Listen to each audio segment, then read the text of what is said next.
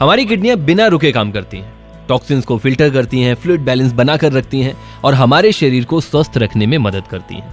World Kidney day के इस खास मौके पर आइए जानते हैं कि किडनी को हेल्दी कैसे रखा जाए। और इसी मौके पर आज हमारे साथ हैं शहर इंदौर की जानी मानी nephrologist doctor Anita Chouksey ma'am, जो हमें बताएंगी कि किडनी की सही देखभाल के आसान और असरदार तरीके क्या हैं।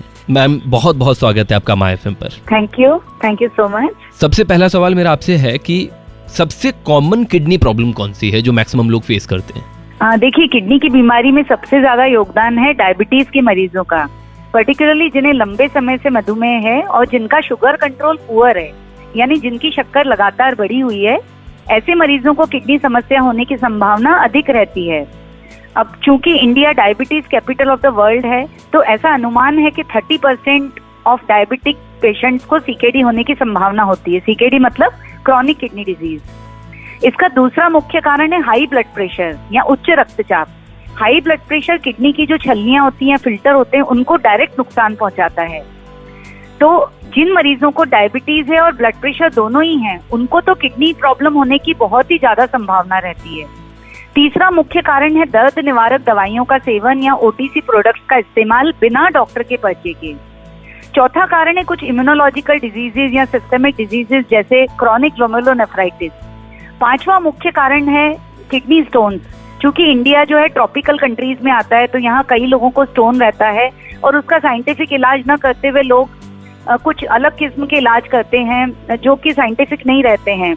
अगर मूत्र मार्ग में संक्रमण है या लंबे समय तक रुकावट है या यूरिन इन्फेक्शन हो रहा है उसके कारण, तो ये भी किडनी को खराब करता है। कुछ कंजेनाइटल किडनी प्रॉब्लम्स होते हैं, बच्चों में रिफ्लक्स होता है या कुछ अनुवांशिक बीमारियां होती हैं, हेरिडेटरी प्रॉब्लम्स होती हैं जैसे पॉलीसिस्टिक किडनी डिजीज, जिसमें किडनी में मल्टीपल सिस्ट यानी बुलबुले बन जाते हैं। मैम, नमक और प्रोटीन का किडनी की हेल्थ पर कितना इम्पैक्ट पड़ता है? देखिए, जो नमक होता है, salt, it has a direct relation to increase the blood pressure and ये जो है स्वेलिंग भी करता है बॉडी में। और किडनी अगर खराब रहती है तो वो किडनी नमक को नहीं निकाल पाती है, तो इससे फिर इनडायरेक्टली सूजन तो बढ़ती है, ब्लड प्रेशर का भी बढ़ने का मुख्य कारण होता है। तो इसीलिए किडनी के पेशेंट को बोला जाता है कि नमक को आप कम करिए। जैसे एक नॉर्मल जो पीपल होते हैं, जो नॉर्मल पर्सन है जिसको कोई दिक्कत नहीं है, वो एक चाय का चम्मच या फिर 5 से 6 ग्राम नमक खाता है, तो हम किडनी के पेशेंट को इससे हाफ देते हैं, 2.5 ग्राम सॉल्ट पर डे।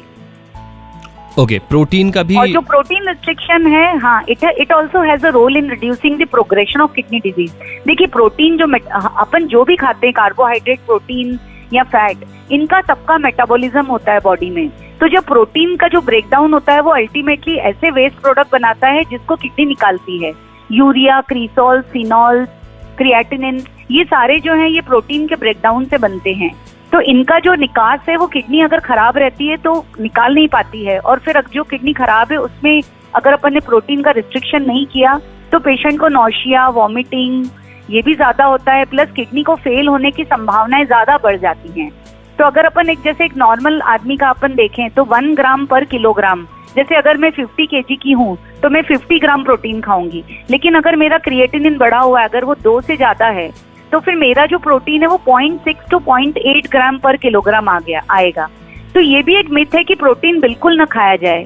लोग दाल को हाथ तक नहीं लगाते हैं। देखिए, अपना जो स्टेपल डाइट है दाल, तो अपने को दाल किस तरीके से खाना है वो डॉक्टर्स बताते हैं। उसको कितनी मात्रा में खाना है, उसको टोटल 0 नहीं करना है। तो प्रोटीन को रिस्ट्रिक्ट करना है, उसको टोटल 0 नहीं करना है। ये बात अपने को ध्यान में रखना है। तो अगर नमक और प्रोटीन का रिस्ट्रिक्शन किया जाए तो वो लंबे समय तक क्रिएटिनिन को बढ़ने नहीं देता है। क्या ऐसा होता है कि केवल बुजुर्गों को ही किडनी की बीमारियां होती हैं या फिर ये किसी को भी हो सकती हैं? नो, ये किसी को भी हो सकती है। जैसे जैसे उम्र बढ़ती है किडनी की कार्य क्षमता घटती जाती है। तो नॉर्मल पीपल में भी 50 साल के बाद हर डिकेड, मतलब हर 10 साल में जीएफआर जो है, यानी किडनी की जो फिल्टरिंग कैपेसिटी, जो रेट है, वो 10 ml पर मिनट से घटता जाता है। लेकिन फिर भी 80-90 की एज तक आते आते इतना कम नहीं होता है कि डायलिसिस लेना पड़े। से it is in the range of से अराउंड 1.2, 1.4, इवन अप टू 1.5। तो वो वैल्यू इतनी नहीं है कि उसमें अपने को डायलिसिस का वो लेना पड़े। लेकिन अगर इन्फेक्शन या सेप्सिस हो बूढ़े लोगों को, जैसे कोमॉर्बिडिटीज होती है, जैसे एक बूढ़ा आदमी, उसको डायबिटीज भी है, उसको ब्लड प्रेशर भी है, अब उसको कुछ हार्ट का फेलियर हुआ या इन्फेक्शन हुआ या उसको एकदम से डायरिया लग गया, उससे वो डिहाइड्रेट हो गया, तो किडनी फेल्योर फिर उसमें जल्दी हो जाता है, पर्टिकुलरली अगर उसको शुगर और बीपी हो तो भी। अच्छा, दवाइयों का डोज भी जीएफआर के हिसाब से कम करना पड़ता है, लेकिन किडनी की समस्या किसी भी उम्र में हो सकती है, छोटे बच्चे से लेके यंग लोग, एल्डरली पीपल इसलिए ज्यादा अफेक्ट होते हैं कि उनको दूसरी कोमॉर्बिडिटीज होती हैं। किडनी को हेल्दी रखने के लिए हमें कौन कौन सी आदतें अपनानी चाहिए? See, there are 8 golden rules to keep kidney health in check. तो सिंपल 8 चीजें अगर आप पालन करेंगे तो आपकी किडनी फेलियर की जो प्रोसेस है वो काफी हद तक धीमी हो जाती है। इसमें सबसे पहला है मेंटेन अ हेल्दी डाइट। जैसे मैंने बताया कि आप रोज में भी प्रोसेस फूड ना खाएं, फाइबर लें, अच्छा आप उसमें सीरियल्स खाएं, उसमें प्रिजर्वेटिव प्रोसेस फूड ज्यादा नहीं होना चाहिए। तो maintain a healthy diet. Number 2 is regularly check and control your BP. अगर आपको पता है कि आपको बीपी है तो आप घर में यंत्र रखिए, उससे आप नापिए। अमूमन आप एक मान के चलिए कि अपना जो ब्लड प्रेशर वो 130/80 के नीचे होना चाहिए। अपना जो ब्लड शुगर है, अगर आप डायबिटिक है तो मेंटेन करिए ब्लड शुगर को। तो ये 3 चीजें जो हेल्दी डाइट, बीपी और शुगर से रिलेटेड हुई। अपने को एक्टिव रहना है, स्टे एक्टिव। नंबर 5 है ड्रिंक एडिक्वेट वाटर, डिहाइड्रेशन नहीं करना है। नंबर 6 है avoid smoking. Smoking has a direct effect on kidneys, so avoid smoking. Number 7 है लिमिट ओटीसी। जैसे मैंने आपको बताया पहले, पेन मेडिकेशन यूजेज कम से कम रखिए और डॉक्टर के प्रिस्क्रिप्शन से ही रखिए। और last but not the least है get your kidney function checked regularly. जैसे आपने आज कराया, लेकिन अगर अपन उसको 3 साल तक नहीं करेंगे तो मेरा यही सजेशन है कि अगर आपकी उम्र 50 के ऊपर है तो आप साल में एक बार शुगर, क्रिएटिनिन, यूरिन एग्जामिनेशन, ये बहुत सिंपल टेस्ट हैं और इसमें ज्यादा खर्चा नहीं होता है। और पर्टिकुलरली अगर आपको रिस्क फैक्टर्स हैं, अगर आपके घर में किसी को किडनी प्रॉब्लम है तो और भी आप चेतिए। तो ये सिंपल जो 3 चीजें अगर आप इसका पालन करेंगे तो फिर आपको किडनी फेलियर होने की संभावना बहुत कम है। तो please follow these 8 golden rules.